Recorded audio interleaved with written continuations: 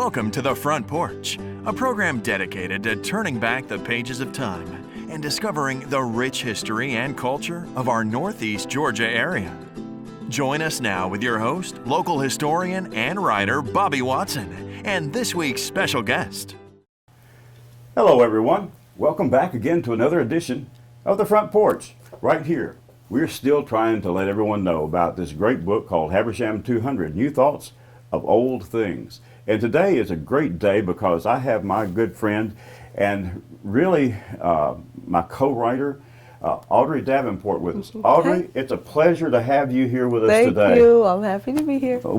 I have been wanting to get you here on the set for many months, actually. But I want to thank you for everything you did to get this book published. It turned out good, didn't it? Yes, it did. We're proud of it. I want everyone to know that Audrey had has done a great job in transitioning the Habersham County Historical Society into a very active, a very fluid, and thanks to this book, a very financially more secure than it was organization. And Audrey, tell us a little bit about the Historical Society first, and then let's talk about the book itself. Okay. Well, the Historical Society, as you know, I've only been I was the president for 2 years. And a lot of what I'm telling you is what I learned. Right, yeah. So it was established in 1973 by a lot of very well-known pillars of the community, I say. Yeah. And when I came along during the bicentennial, well, just before the bicentennial year, there was Dr. Thomas Hodges, who happened to be my childhood pediatrician. Oh, yeah. I know. Yeah. And then his wife. It's a special relationship, isn't it? Yes, it is. Yeah. And a big honor to have worked with him. And then his wife is Jackie Durham Hodges. And then the treasurer is Debbie Satterfield. Right. Well, I know that at that time they were struggling because Ed Brown, who had been leading the organization, sadly passed away, and really too early. And Ed had done a great job bringing it together. They were originally right downtown, and they were hosting the Standard Telephone Museum, which is a very interesting museum if the folks have not seen it. It's still here as part of the Historical Society in the Ballard Building behind the Cornelia Library. But when Ed passed away, it was a sudden thing, and it kind of drifted, for a little while. But I know when you got involved, it was a time of really kind of reorganization. You were originally, and still are, a part of the African American Museum. And explain to us about that, too. Okay, so it's the Regional African American Museum of Northeast Georgia. Right. And Ed Brown, speaking of, was a board member of that museum, a founding board member. And it was always his wish that somehow, because we operated primarily as a traveling museum. You had no home. It was we didn't. Different places would host it for a short time. That's right. So typically we would go around the county and surrounding counties. White County, went to Stevens County, went during Black History Month. Yeah. And after that, we would store the panels. Right. And so Ed Brown wanted that when the building was given to the Historical Society, that the Regional African American Museum be invited in. That's right. So that's how it happened that I was helping that come together. Right. At the time, this big transition with the Historical Society was happening. Right. And since I was curator and president of the Regional African American Museum, it made sense to me that once our two boards met, that I would be able to assist the Habersham County Historical Society. It made sense to me. And since I had some background in several organizations as and I know you're a graphic designer. I'm a graphic designer. And have had a lot of experience with that. And my degrees are in architecture. In architecture, That's really? Right, yeah. Cool. Well, I know the first time that you and I met, we were talking about doing this book, the book Habersham 200. It was just in the thought process. And the county was getting ready to celebrate Habersham 200, our bicentennial year, which was actually last year, 2018. And I remember going over to the Historical Society and to the Regional African American Museum there and met you because I wanted to get input from you all for the book. And you did a wonderful job. You did that section on African American history, and I think you had some help doing that. I did have a lot of help. And Dr. Milo and maybe some other people helped along with that. But I learned a tremendous amount. In fact, I think the people of Habersham County and Northeast Georgia are going to learn a lot about the African American community and how far back it goes. And I hope in a later edition we're going to talk just about the African American community and some of the history there. With the Historical Society, though, I know that now then we are looking forward. Here we are in the year 2020. The Historical Society has been established, but our future now really rests in people who are actually watching this program probably right now, and other people who have an interest in history. And I know that just last week, the board did elect a new president. They did, yes. Yeah, and who is that? And we're happy to say that Dan A. Hayes is the new incoming president for the Habersham Historical Society. Oh, well, that I was glad to hear that. Yeah, it's very exciting. Yeah. And I feel good about that because I'm putting it into someone's hands who I know cares about history. Right. Well, Dan not only knows a lot about history, but he's passionate about it. And I think that's a good thing about anybody who is heading up an organization like this. It's not just how much they know about it, it's how much they love it, how much they're passionate about it, and how much they're willing to give of their life to it. And I'm going to invite Dan here on the porch, as a matter of fact. I want him to come and talk with us and meet the people and kind of set the scene for the coming year. But I know when talking with you and other members of the Historical Society that next year we want to make a real push to get as many people involved in it as possible. I think it's a great idea because I think we can announce here, and you can tell me if I'm wrong, that the Habersham 200 New Thoughts of Old Things, the book is now available as of the 1st of November. There are many outlets here. The bookstore here in Cornelia, I know the Hollow Log, I know the city of Cornelia at the depot, I know that Mount Airy, many other places have it available. It's $25 per copy. And if you buy the book, you can get a free membership into the Historical Society for 1 year. Exactly. And so it's your excellent opportunity to get involved with history. The other thing is, Audrey, you and I talked about this. This book is not the end product. This is the beginning product of history here in Habersham County. And starting next year, all of the meetings are open, and you meet on the second second Thursday of each month. Of unless it's otherwise determined by the board. And so they will have a regular meeting, but there's going to be 4 very special meetings where we're going to try to really push to get everyone involved. Because as much as we tried, and there's many writers in this book, I don't remember exactly, 7 or 8 people probably contributed to the book as writers. And I know, speaking on behalf of myself, I did the first 100 years. I had to really study, work, because I am not an expert on the first 100 years. Now, I did speak with people like Dr.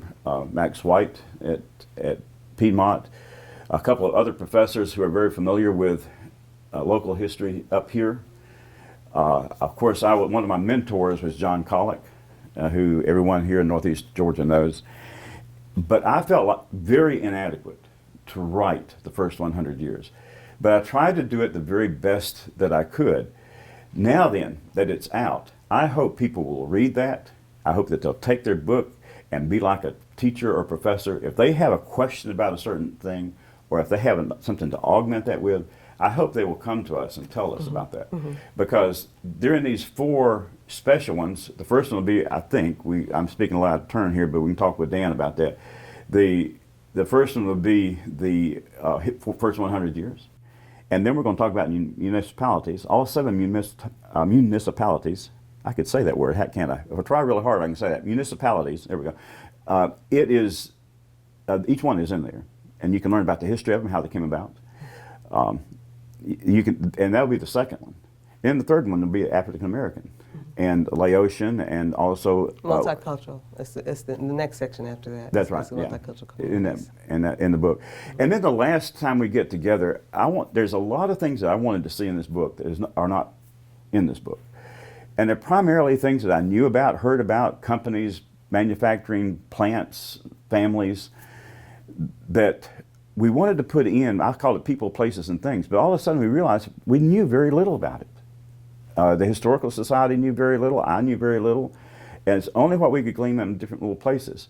And so I'm hoping in that last session, next fall, fall of 2020, we can have a big panel discussion where we can document those things. And then in a couple of years, we're going to put out a revised edition of this book.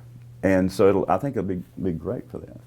But Audrey, again, I want to thank you for everything that you have done. And with the Historical Society, if there's anything that you wanted to tell the people about it that was that would intrigue them, to you, what was your most important part of being the Historical Society? Well, again, I think it was very important to have access to Dr. Thomas Hodges. He's 94 years old this year. He has a history about the county. Right. He took me on a riding tour. He took Oh, me did he? up. Yes, took me up through Clarksville. He showed me an old grave site of where some enslaved African Americans had been buried.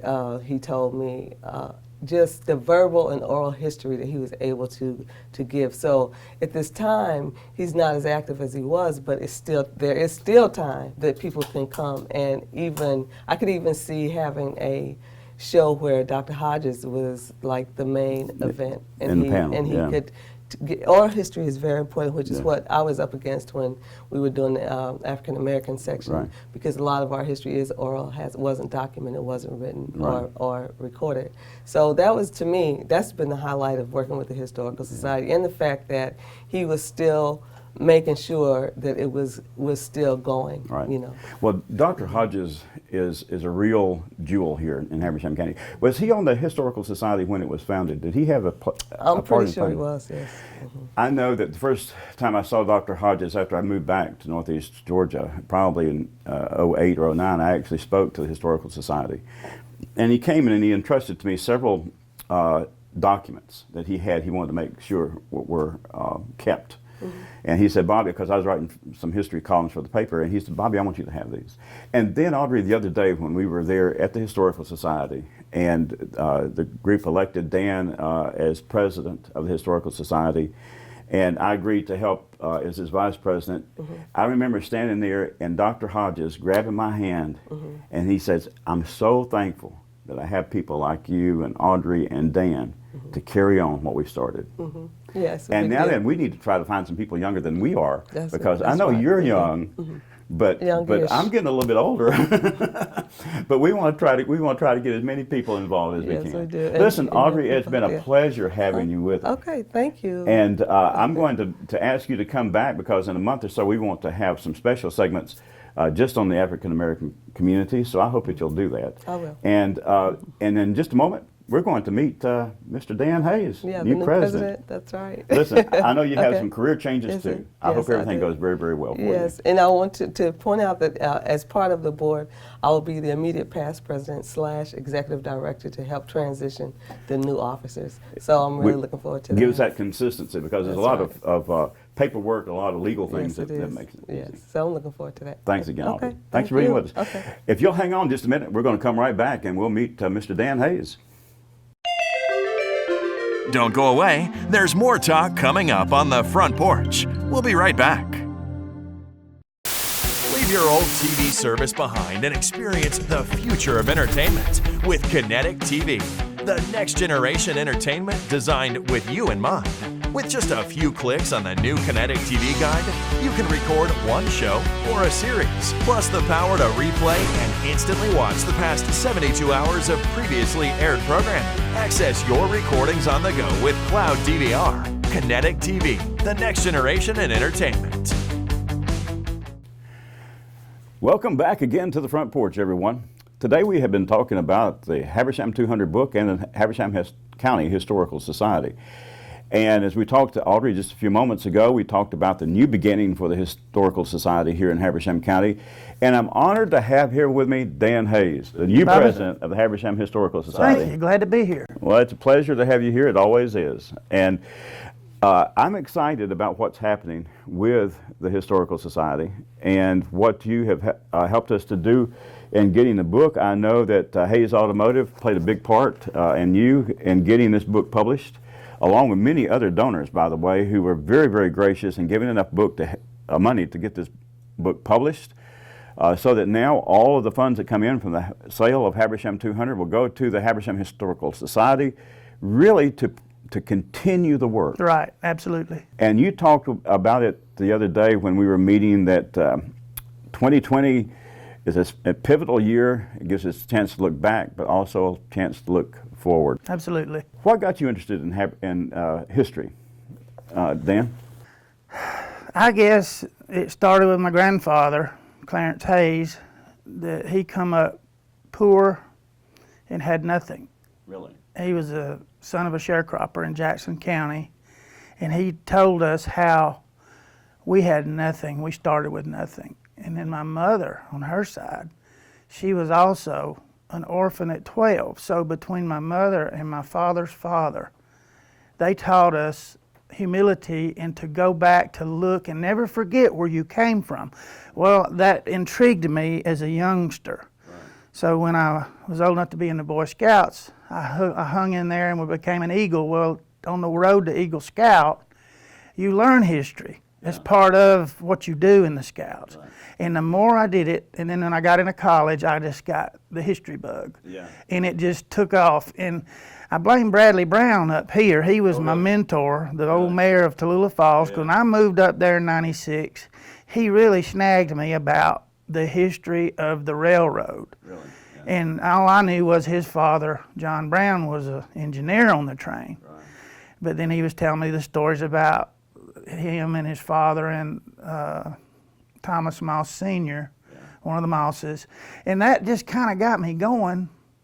And then when the house come up for sale, the Moss house, the big house there in Tallulah Falls, I did a title search with Keith York, and it helped me realize just how far back this man went in history himself that brought the modern era to Habersham County and Tallulah Falls, because his train is what formed a lot of these towns that come up that's through right. here. And you're talking about the Moss house, and we're talking about Rufus Moss, who was really an entrepreneur. Yes. He had fingers in a little bit of everything. He was did. From Athens, right? Yes, big in Athens.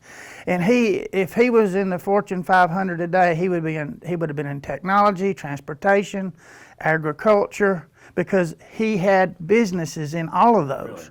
Yes, and an insurance company, 2 banks. I mean, the man had his finger, he was like an octopus with tentacles, just in everything. I was trying to remember exactly how we did this in the book, Habersham 200, that we've been letting everybody know about. But here it is, railroads bring a change. Yes. And they did. At the turn of the 20th century, 2 things helped transform Habersham County from a wilderness frontier into a thriving modern economy. The railroad, which had laid the foundation for most of Habersham's town, and modern agriculture, especially apples and peaches. Correct. And the train had a big deal to do with getting those things to market, right? Transporting all that to market. And he knew, because after the Civil War, there were no railroads up here before the war, and there's certainly what they had around Georgia were destroyed. Right. So he and about 15 other men in Athens decided they were going to change that and bring a regional railroad up this far to try to go on up to the Knoxville line. Right. Eventually, of course, they didn't make it. We got up to Franklin eventually, but it ended up at Tallulah Falls for what, a decade, almost 2 decades. 1882, they finally got it to that point on the rim of the gorge. Right. What I found interesting about Tallulah Falls is the settlement before it was actually a town. Moss had incorporated it with the other men, his friends, but it was down where Tugelo Lake is now. Yeah. It was a little community. They had one of the first white settlers was Adam Poole Vanderbilt. Yeah. And he had married Gully the Dove, Gray Eagle's daughter. Okay. And that's the first union of different cultures and ideas, which the book is about, that's where those two got together and started the little community of Tallulah Falls down in the gorge before any of the lakes were built or anything. It was just a little settlement right across the line. They all come from South Carolina. And all of those folks were right there on the South Carolina-Georgia line. That's one thing I learned in writing the book and researching the book, the first part of the book, was how much of Tallulah Falls especially was influenced by people, especially Native Americans, coming from South Carolina. Yes. I did not know this, Dan, but in South Carolina, the colonial government, this is before the Revolutionary War, they had outlawed Native Americans owning property. I didn't even know that. And what they were doing is they were pushing, the colonial South Carolina government was pushing Native Americans out. Many of them migrated into the Tallulah Falls area because it was a natural a place to cross the river. Correct. And so you're high up on the river, much easier to cross than the Savannah River back further down. And so many of those, in fact, I have a theory that actually many of the Cherokee heritage and many of the Mississippian heritage, which came from the coastal parts of South Carolina, actually kind of intermingled at that time, because I've interviewed people who talk about the differences. I had one family whose great-grandmother had specifically told them, we were Native Americans, but we were not Cherokee, you know. And so you have others who were very much Cherokee. Right. So those different things, I think there was a blending there. But it's much interesting what you're talking about there in Tallulah Falls, when he incorporated a community there, and it was down where Lake Iona is now, which a lot of people don't even know where that lake is. You really have to work to get to it. You really do. And it's a beautiful lake. It's if you get big down too, to it. and it's big. It's big, but it's not really accessible to the public. But those falls were spectacular, and I didn't think about it until you and I were talking probably several weeks ago, that one of the greatest falls in Tallulah Falls was actually covered up by the lake. By Tallulah Lake. Yeah. It is. There's a 90-foot fall underneath there. Yeah. And that's why the train would bring the people, was to see that waterfall. Right. Because up until 1909, that's where people went to. You could actually swim in the little hole down there where the waterfall went in. People would go and swim like a natural pool. Well, all that got, when Georgia Power came in there and bought up all that stuff from Moss, that waterfall went under the lake. And I think that's what helped the decline, and eventually after the fire of 1921, I think. 21, yeah, something like that. The hotels and stuff, it really, and then the automobile coming into play, it just kind of, all the luster fell off. And once they put a bridge across that gorge, then people just kept on going further north. Sure. That's something I hadn't thought about. But for the first 20 years of that train, when it terminated there, it was a terminus. They actually had a turntable there to turn the train around to take it back down to Cornelia, where there was another turntable and it could go back and forth. Correct. But that's where it ended. Yes. So if you wanted to go to Clayton, or if you wanted to go to even Tiger or anywhere, you didn't go by way of Tallulah Falls. No. You went another way. You went the Turnpike Road. Yeah. That's how you got up there. And which meant you had to go to Clarksville. That's right, Clarksville, and cross over, really, I guess, into South Carolina, and then swing back up to get there. And so I had never thought about that before. Yes. I'm sure people could walk up there, but I'm talking about... There was no way to get across the gorge to go north. That's right. That was why he bought it, the gorge, so as he could put the train over it. Yeah, and then when the train went over, of course, it started its run on up eventually to Franklin. Sure. But one reason that train was so important to the future and pivotal to this area was that every town, possibly with the exception of Tallulah Falls, which he helped form before that, in Habersham County, except for Clarksville, our municipalities, I think all 7 of them, were formed as a result of the railroad. Yes. So that when the railroad went through Clarksville, of course, it bypassed it. And so the railroad actually went where the new Zaxby's is in Clarksville. Correct. And Wendy's is. That's where the train went that far south. And they had a little shuttle that would take them into downtown. Right. But all of the other towns, Mount Airy was a part of the original railroad, which, by the way, let me mention this, because somebody called me the other day about this who had read the book. and talking about, well, the TF Railroad did not start until the mid 1890s, but you were talking about the railroad coming in the early 1880s. Well, that was the original Norfolk Southern, the Charlotte Atlanta airline route that made the track through what is now Mount Airy and Cornelia and Baldwin and Alto. But also the Blue Ridge Railroad that Rufus Moss started did come in the mid 80s. And of course it went bankrupt in the early 1890s, and it was reestablished and reincorporated as a TF Railroad. So that if you look at something that says a TF Railroad was formed in 1896 or whenever it was, 94 maybe, that didn't mean that they laid the road at that time. The road had been laid, and Rufus Moss and his influence had laid that road down in the mid 1880s, 10 years earlier. But it went bankrupt and had to reorganize. And so it's a little bit of confusion. I can understand how it. Yeah, you have to do some research to really understand how it all went. But see, the government of the United States went into a bankruptcy about that time. Yeah. There was a bankruptcy. In fact, at that time, railroads all over the country were having a difficult time. Well, listen, I want to thank you again, Dan. Thanks for having me. And congratulations on being the president of the Historical Society. I want to mention to people, if you get this book, and the book is now available in really most outlets. I know the bookstore here next to the post office has it. Hollow Log has it. When they're open, the depot here in Cornelia has a copy of this book. This book is of the beginning. It's not an end. We were really glad to be able to get this book out and about to the people. And I appreciate the Hayes Automotive and the other major contributors who contributed to this book. But we want you to know that it's the beginning. We want you to read it. We want you to mark it. We want you to correct it. Yes. We want you to come. And during the 2020, during the coming year, we will have a series of 4 different roundtable discussions where we'll learn more about it. Right. Dan, thanks again for coming, my friend. Thank you, sir. And thank you for watching. We're glad that you've been a part of the Front Porch. And be sure to come back next time. Hope you have a great day.